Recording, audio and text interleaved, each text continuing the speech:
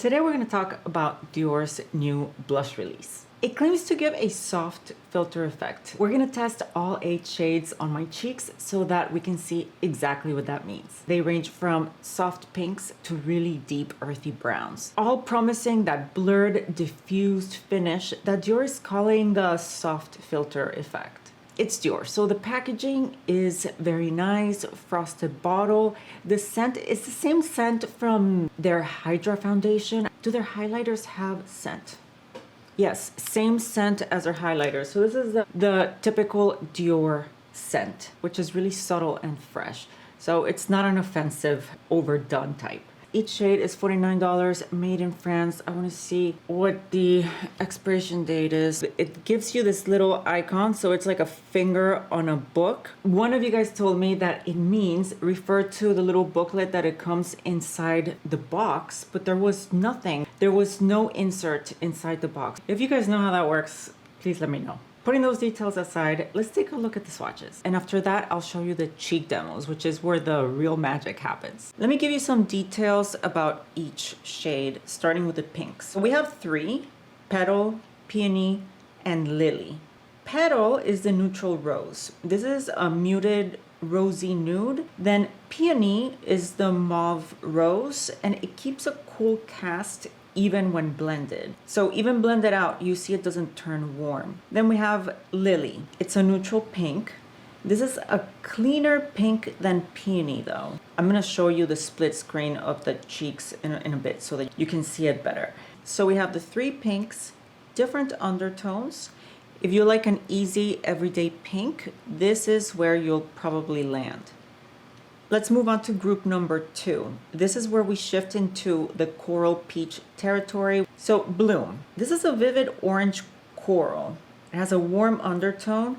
I'd say this is the most orange leaning shade of them all. It reminds me of Candy in the Dior blush sticks. Daisy is more of a soft peach. It has more of a fresh, almost like spring garden vibe. It blends into a gentle, warm, pale peach. In group 3, we have the red. It's called Hibiscus. And this is where the line starts showing its bold side. Hibiscus is that punchy red pink. Think vacation cheeks after a day in the sun. Of course, you're looking at the blended swatch and you're like, this is not vacation cheeks at all, at least not on light medium skin. But you're gonna see in the demo just how sheer I got it on my cheek, that it did really look like just vacation cheeks. Out of the 8, Hibiscus is the strongest pop of color. All right, let's move on to group number 4. These are the earthy tones. We have Orchid and Oud. Short pause to Google pronunciation. Just say it. How do you say it? Oud. Oud. A stringed instrument. Oud. Okay. That's a terracotta brown. This is, you're gonna see, this is the deepest of them all. Important to note that looking at these swatches, if you're looking at the blended part and you're like, oh no, that is just too much color or not enough color, these are buildable and they really do build. And even the bold ones, you can shear them out. Well, not all of them, but we're gonna get to that. Okay, so we're starting with the demos. This is 01 Petal. So we're looking at the first group, which is the 3 pinks, starting with Petal. Here I open my eyes wide because I was not expecting this level of pigment, I guess, but you're gonna see that as I keep blending, it keeps getting softer and softer. Now, if you take a brush, which I didn't do here, if you take a fluffy brush, you will get an even sheerer, more diffused blend. This is Real Techniques 407. Okay, oh, moving on to the second shade. I'm looking at my notes as well. This is Lily. So Lily is a clean neutral pink. Because when you see it next to Petal, and we're gonna see it in a split screen in a minute, Petal is more, if Petal is a latte, Lily is the glass of water. I hope that analogy makes sense. Like Lily is the perfect everyday, what? Oh, I'm building it up. So Lily is the perfect everyday pink.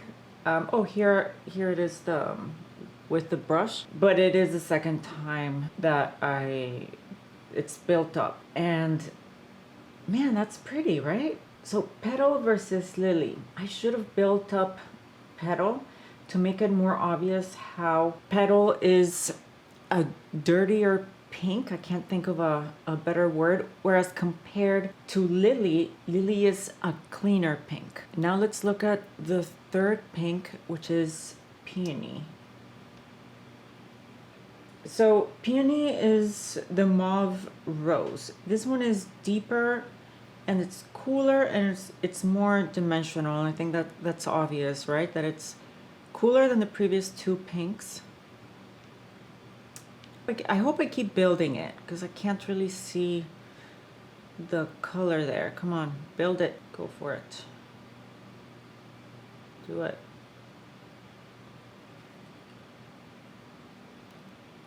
Okay, yes. Oh, I'm so glad that I kept building it so that we can see what happens here.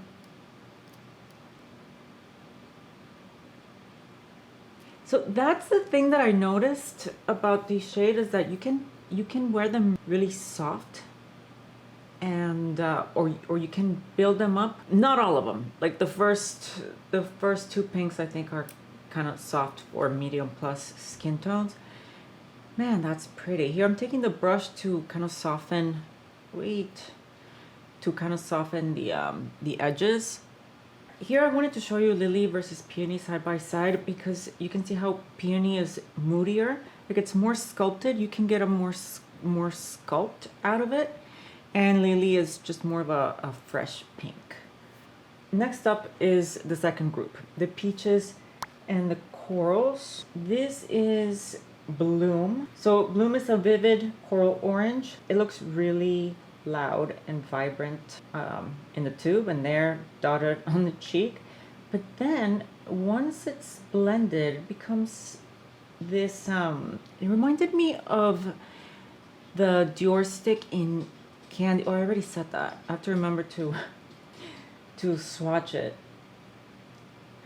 But yeah, once blended it's more it looks playful to me without being clownish. This is one of my favorite shades, Bloom. And then we have Daisy, and Daisy is, oh yeah, this is the apricot peach. It's gentle, it's very understated, right? Let's see, what did I write here? If you're fair to medium, oh yeah, if you want warmth without the orange. Oh, that's nice. That's a really pretty one. Different to Bloom though. I still like Bloom a lot, but that one, yeah, it's looking very natural. I'm applying more, but now I'm gonna use a brush to diffuse it. That's a Sephora foundation number 47 brush. Again, if you apply it with your fingers, you're gonna get more pigment payoff. And then if you use a brush, depending on the type of brush, the finish is gonna vary. This brush is not as fluffy as the Real Techniques one, so it's not gonna give me the sheerest of effects, but it still works great. Daisy versus Bloom. So here on the left, Daisy is more your quiet peach, and then Bloom is the extroverted peach. So they're both peaches, but different moods. Now let's move into Hibiscus. This is the red one. I did not even try to put it directly on my cheek. I put this one in the back of my hand, worked it into the brush, and then took it to the cheek. And even then, I'm finding it, I didn't really work it well into the brush, actually. Look at the very mediocre job of blending it into the brush. Look at that. I should have kept going. Wait, okay. I keep going. I should have kept going. I can see product there on the edge of the brush. So if you have my skin tone, make sure you work it in really well. Try to diffuse the edges more. I was under the impression that I had really sheared it out, but I didn't. That's pretty bold. That's bold. Okay. The next one is, oh yeah, we're moving into the earthy browns now. This is Orchid. So I was thinking, okay, as the numbers of the shades as they go up, because this is number 7 Orchid, I thought they were gonna also increase in depth, but they don't. Like you're seeing here, Orchid, this is the second time I put it on the cheek. I am using a fluffy brush, that Real Techniques brush. If you don't want a bubblegum color, a coral color, this is the color for you. It's a neutral, like tawny. Let me see what I put here in my notes. It's a warm rose brown that blends into a tawny rose. It's sculpting. It's very flattering. Yeah, it's very flattering if you don't like the bubblegum and the coral tones. So this is your neutral with depth kind of shade. I like it too. This might also make it into one of my favorites. Although, yeah, I'm glad I went in with the brush to try to diffuse it. I hope I keep going, keep going, keep going. Okay. Oh, yeah, that's pretty good. Now remember, I have melasma on my cheeks. These shades are not splotchy at all, and I'm going to show you in my hand with this shade out. It's going to come in a minute. This is Oud. So Oud is, this is a terracotta brick. This is the strongest in the lineup, and it leans very, very red once it's blended. It's almost, man, it's red. It pulls red. Yes, it pulls red. This is a reddish brown. So I'm wiping off the brush in the towel. This is more like a blush bronzer hybrid on deeper skin tones. I don't know that this shade works on me. Perhaps with a much lighter hand. I'm blending it in the back of my hand just so you see that it's not splotchy. Man, that's a beautiful color. But on the cheek, I don't love it. Let's pause right here. Okay, so Orchid versus Oud. Oud, I don't know, man. I don't love it. I don't love it so far. Let's talk competition. The only one I'm going to show in this video is the one from Rare Beauty. This is the, let me play it. This is a soft matte bouncy blush. Now let's take a closer look to the one from Rare Beauty, because if you ask me, this is the most similar in terms of the watercolor effect. Yeah, it's blending out. Yeah, it does look similar now that I'm using a brush. Okay, let's look at a side by side with Hibiscus. So here we go, Dior versus Rare Beauty. I think they look the same, both shade-wise and that soft filter effect. Let's press play here. Yeah, they're looking the same. Perhaps Rare Beauty looks a little bit softer, but that also depends on the amount that I applied. This is really good to know, because here you have Rare Beauty as an alternative at half the price. So if you're interested in the Rare Beauty blushes, I do have a video where I swatch and I demo each one of the shades. I will link it below. All right, final thoughts. Here's where I land. I'm wearing Bloom right now, by the way.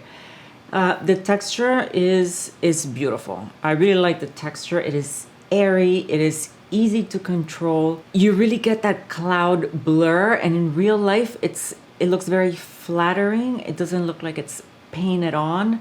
Let's talk about the level of pigmentation. Because looking at all 8, Dior is not giving us pigment bombs. Yes, they give us shades like Oud, for example, or Hibiscus, the red. They are catering to the full spectrum of skin tones from fair to deep. And I think they did a really good job, because they're not like the Rare Beauty liquid blushes that you have to be careful with pretty much every shade. Here you have your soft ones, but you still can build them up a little. And then you have and I keep going back to Hibiscus or Bloom, the one I'm wearing right now. They might look very punchy, very vibrant in the tube or with a heavy swatch. But then you get, again, this beautiful soft haze that I really liked. But we saw that it's very similar to the effect that the Rare Beauty blushes give. I truly love these blushes. I feel that with Dior sometimes they underwhelm. For example, it happened to me last year with their duos of their blushes and contour. I think they came out with Diorette and Dior Riviera. The blushes just didn't show up on my skin. I was very, very disappointed with those. So Dior has hits and misses, but if you ask me, this is definitely a hit. So what I am showing are shades 1 through 8. If you look at the Dior website, their US website, there are shades 9 and 10. One is like a fuchsia and the other one is a violet. Those were not available for sale, so I did not get those. The ones that did stand out to me, like if you ask me which ones did you like, it's tough. I would say I honestly liked all of them except for Oud at the end. I need to give it another shot. I gotta be a lot more careful with it, but is it gonna be worth being so careful with it? Probably not. But if I had to pick from the pinks, if I had to pick one, maybe Peony, the mauve one I liked, then Bloom. Bloom is definitely one of my favorite ones. Bloom has a sunlit coral vibe to it. I just love how soft I was able to get it. And the other one, Orchid. I would say from the group of earthy browns, well, yeah, it has to be Orchid because Oud I thought it was too deep. But no, I could have just not liked Orchid either, right? But I do.